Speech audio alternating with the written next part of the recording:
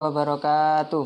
Waalaikumsalam warahmatullahi wabarakatuh. Alhamdulillah alladzi ja'ala ahadisil ahkam ala sayyidil anam wa ala ali sayyidina rasulil Islam Muhammadin wa ala alihi washabihil kiram. Amma ba'd.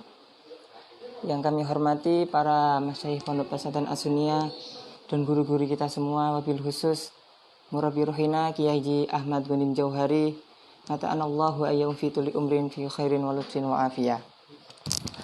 Pada kesempatan sore hari ini kita telah melewati hari-hari bulan Ramadan hingga kita sampai pada hari ke-20 ini. Alhamdulillah puasa sedanten nggih? Ya, alhamdulillah kita bisa melaksanakan ibadah puasa dengan lancar hingga semoga kita bisa menyelesaikan hingga akhir nanti. Untuk mengisi sore hari ini kami ingin menerangkan tentang mengapa hadis sahih itu tidak termaktub dalam hukum fikih. Kita sering melihat dalam konten-konten YouTube, ya, yang sering lihat YouTube siapa? Nah, sering banyak kan?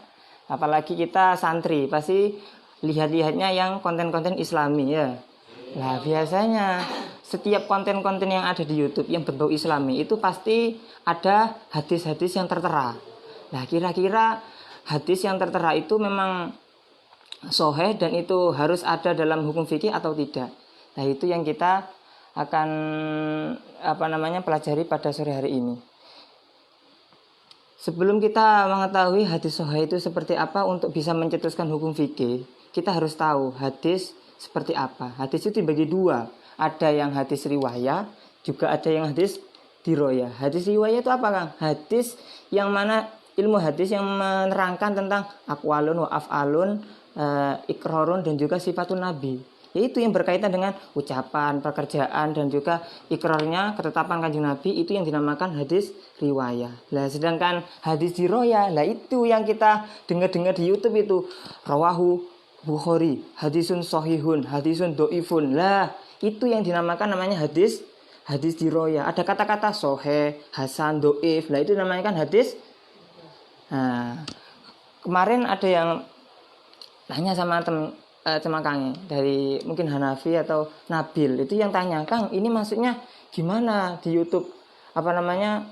Apakah hukum-hukum fikih yang terangkan dalam YouTube itu memang harus dari hadis sahih. Kalau selain sahih berarti nggak boleh untuk kita amalkan sebagai hukum fikih." Nah, itu yang kita ingin ketahui. Apakah memang benar semua hukum-hukum fikih yang kita kerjakan, amalan tarawih, semuanya itu apakah harus sahih hadisnya? Nah, itu yang kita bahas pada sore hari ini. Pertama, misalnya kalau ketahui kuantitas dari hadis itu ada hadis mutawatir sama hadis hasan. Hadis mutawatir itu hadis yang sangat kuat, labelnya setingkat dengan Al-Quran. Dalam artian hadis mutawatir itu kalau sampean ingkari, kalau sampean nggak setuju, sampean nggak mengikuti hadis mutawatir, itu bisa-bisa sampean dihukumi kafir. Paham dong?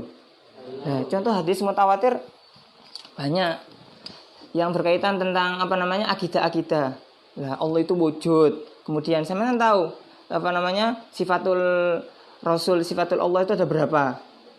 Ada 20. Kemudian sifat wajibnya Allah itu ada 20. Dan sifat-sifat wajibnya Allah itu semuanya digali dengan menggunakan hadis mutawatir. Makanya kalau sampean tidak mempercayai sifat wujudnya Allah, bisa-bisa sampean kafir. Itu kalau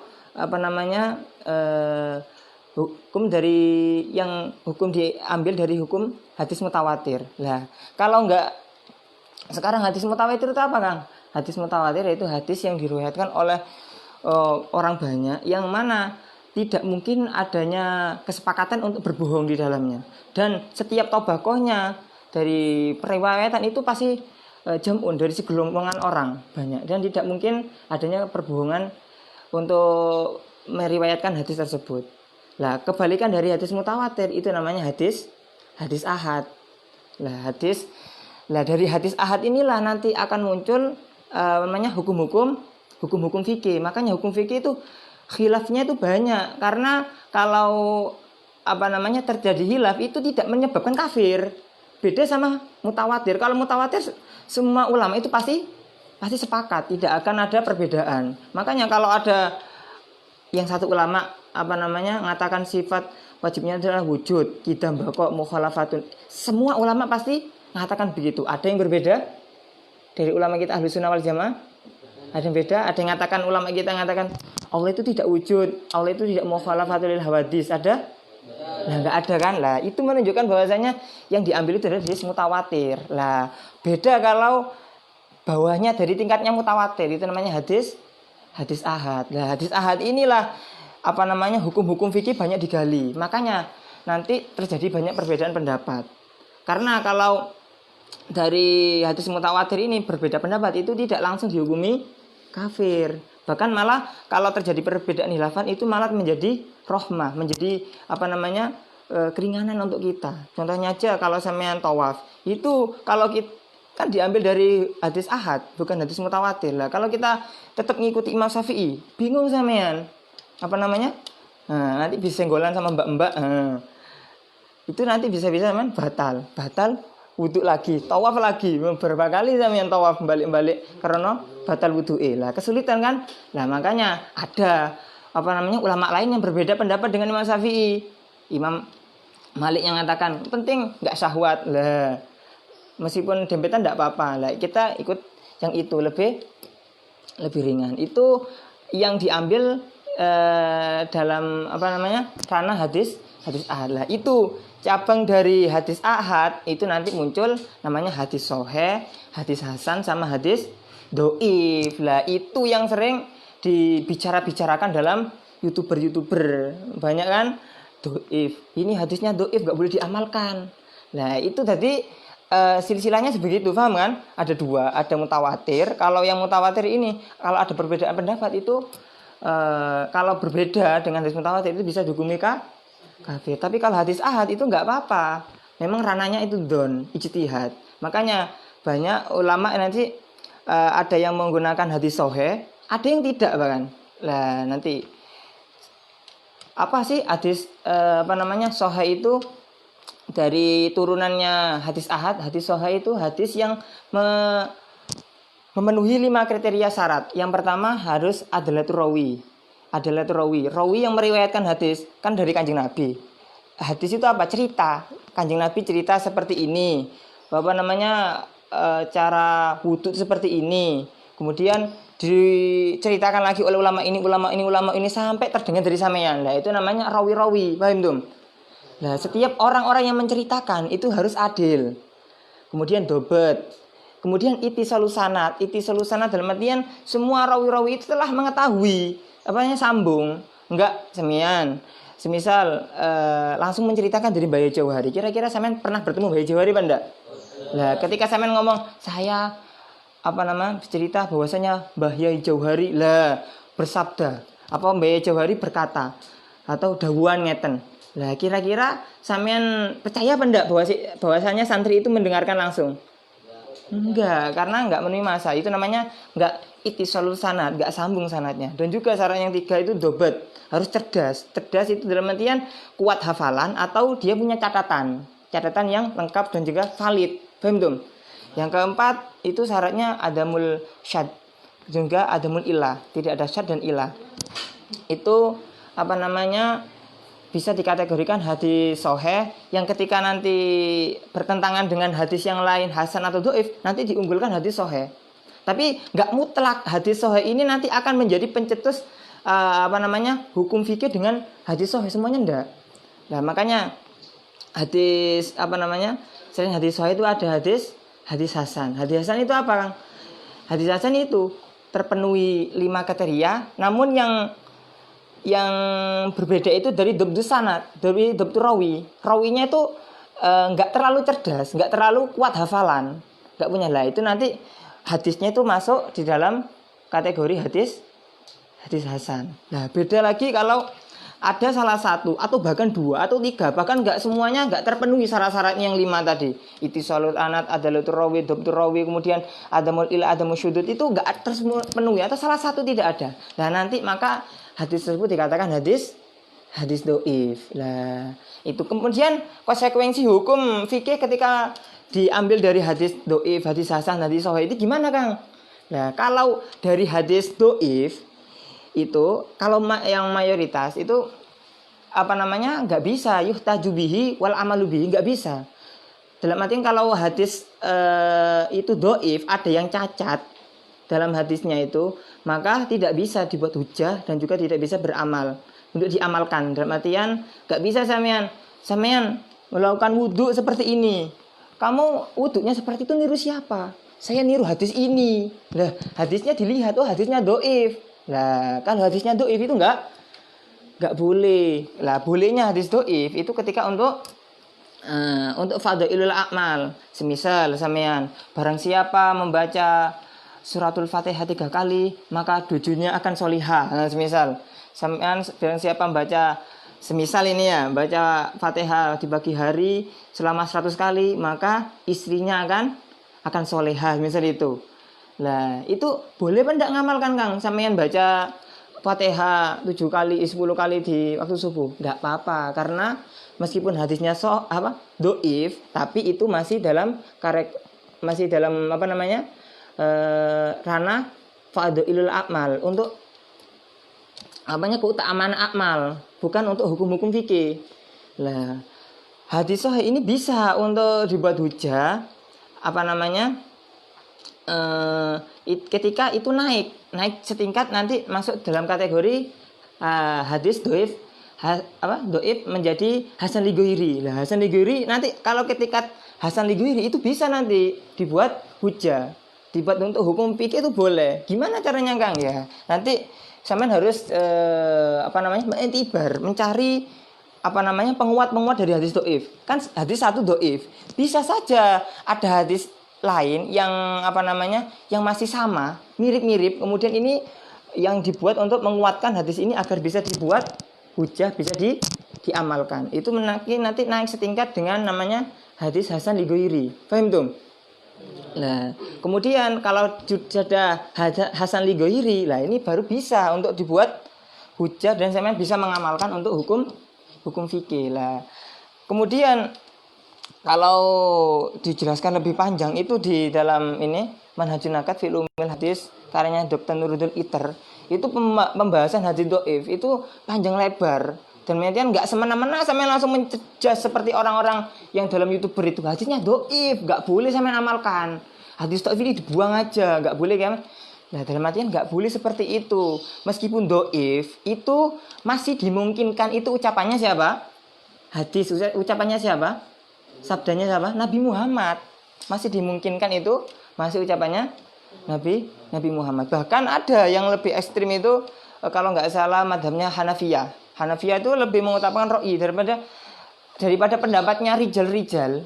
Lebih suka saya hadis doif. Nah, itu saking muliakannya Imam Hanafi. Karena di masanya Imam Hanafi itu banyak orang yang memaudukkan hadis, membuat hadis palsu itu banyak. Makanya Imam Hanafi itu lebih suka hadis doif, tapi dia teliti dari hadis doif ini gini, akhirnya muncul hukum gini. Lah itu makanya terkenal Imam Hanafi itu imam ahlur ra'yi, imam yang kuat dengan pendapatnya, argumennya itu, nalarnya itu kuat. Meskipun dengan hadis doif itu bisa untuk mencetuskan hukum. Paham tuh?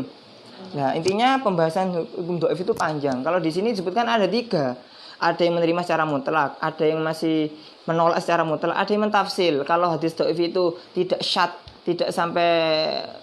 syadid dan juga masih tahta tasulul amma, lah maka itu diperbolehkan untuk mengamalkannya.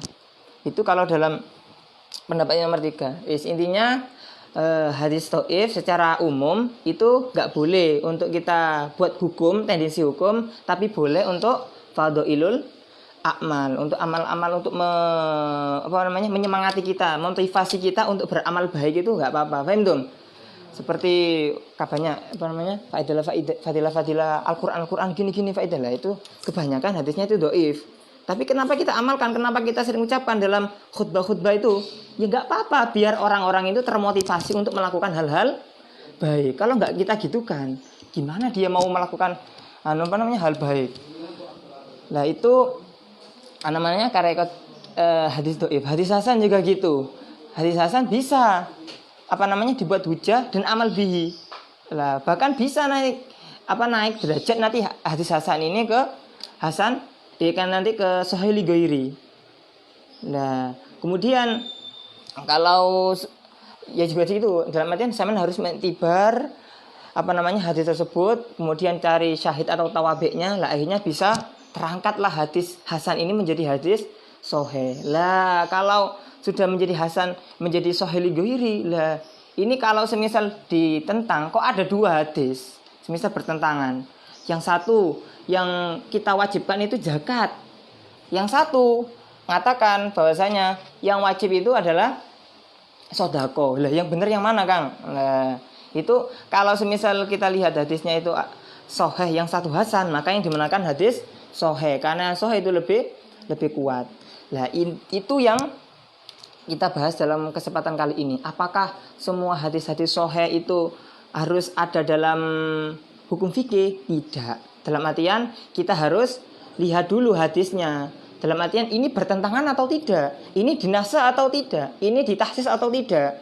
Nah, itu yang kita pelajari dalam kesempatan ini. Karena banyak aliran-aliran tetangga dari kita itu mengatakan kita madhabnya Syafi'i. Syafi'i pernah berkata, idza shahha hadis fa huwa madhabi. Ketika ada hadis sahih, wis iku madhabi Imam Syafi'i. Berarti wis kita semua amal-amal itu harus bertendensi dari hadis sahih. Kalau hadis sahih berarti kita enggak boleh. Itu ada yang seperti itu pemahamannya. Nah, kalau seperti itu pemahamannya, maka akan bertentangan. Ini ada salah satu yang mengikuti pendapat Imam Syafi'i, kata-kata Imam Syafi'i yang mengatakan idza soal hadis fa huwa madhabi, akhirnya dipahami secara umum, akhirnya nanti aftar al-hajim wal ma'jum. Itu ada hadis sahih yang mengatakan orang yang cantuk. Ngerti cantuk zaman? Ada yang pernah cantuk? Enggak ada yang pernah. Cantuk yang disedot itu lah. Ya dibekam itu. Nah, orang yang cantuk dan orang yang mencantuk itu boleh memotel, boleh membatalkan puasa. Enak apa enggak? Hadisnya sahih. Tapi kira-kira saya setuju apa enggak? Kira-kira ada di di fikih-fikih apa yang saya pelajari bahwasanya orang yang cantuk dan orang yang mencantuk itu boleh memotel, boleh membatalkan. Pernah dengar? Pernah saya pelajari? Enggak ada kan? Loh, padahal hadisnya sahih. Kenapa kok enggak ada? Katanya Imam Syafi'i, idza soal hadis bahwa madhabi. Itu gimana? Lah makanya kita nggak boleh pahami secara mentah-mentah kalamnya Imam Syafi'i, idza soal hadis bahwa madhabi. Wes nya hadis sahih seperti aftar al hajim wal ma'jum, wes berarti wong sing bekam wes enak kita bendino cantuk wae. Berarti kita oleh dispensasi nggak puasa. Kalau memang langsung dipahami mentah-mentah. Kenapa Imam Syafi'i berkata seperti itu? Karena satu, santrinya Imam Syafi'i itu siapa? Gitu loh. Ketika Imam Syafi'i berkata seperti itu santrinya siapa? Sekelasnya Imam Muzani, sekelas Imam Buaiti yang sudah qawaid dan usul fikihnya semuanya, mustalah hadisnya itu sudah mendarah daging. Ketika diterangkan seperti itu nggak langsung dipahami seperti orang-orang zaman sekarang. Orang-orang zaman sekarang kan langsung dipahami, ini hadisnya nggak sahih, nggak boleh kita amalkan. Di dalilmu kan ngamalnya puasa Rajab itu mana? Mana hadis sahihnya itu mana? Puasa Rajab nggak ada. Gimana kamu cari hadis sahih puasa Rajab? Ada. Kemarin ada yang puasa Rajab. Lah kan bingung sampean nanti lah. Kalau sampean pahami mentah-mentah seperti itu nanti kebingungan. Jadi sampean harus tahu pendapat Imam Syafi'i mengatakan idza shahal hadis fa huwa madhabi, itu satu memang yang dibicarakan atau yang diajak omong itu sekelasnya Imam Buaiti, orang yang cerdas-cerdas, yang pakar-pakar dalam ilmu fikih. Dalam artian kalau dibicarakan seperti itu dia tidak akan semena-mena seperti kita memahaminya. Nah, kemudian gimana untuk menanggapi hadis sahih yang ketika tidak tidak diamalkan atau tidak tertera dalam hukum-hukum fikih dalam Fathul Qorib atau Fathul Mu'in atau Fathul Wahhab dan sebagainya. Kalau nggak ada, nah berarti itu menurut Imam Syafi'i itu mungkin ada ta'arud atau mungkin dinasakh atau ditahsis dan sebagainya. Lah masih banyak tahapan-tahapan agar hadis sahih tersebut bisa termaktub dalam hukum-hukum fikih. Paham tuh? Nah, tadi dalam artian semua hadis-hadis sahih itu enggak semuanya dimasukkan dalam hukum fikih. Dalam artian masih dilihat ketika bertentangan dengan hadis mutawatir, ya udah ditolak hadis sahihnya. Atau nanti semisal ada hadis hasan li ghairi, hadis hasan ini tapi kuat. Lah mungkin saja besi nanti yang sahih ini tidak diamalkan, ada yang mengamalkan hadis yang hasan. Lah intinya seperti itu. Dalam artian enggak semua hadis sahih itu termaktub dalam hukum-hukum fikih, tapi harus kita lihat terlebih dahulu. Untuk terakhir kajian ilmu hadis, mungkin itu yang bisa saya sampaikan, kurang lebihnya mohon maaf. Akhirul qauli hada, ihdinas siratal mustaqim. Wassalamualaikum warahmatullahi wabarakatuh. Waalaikumsalam.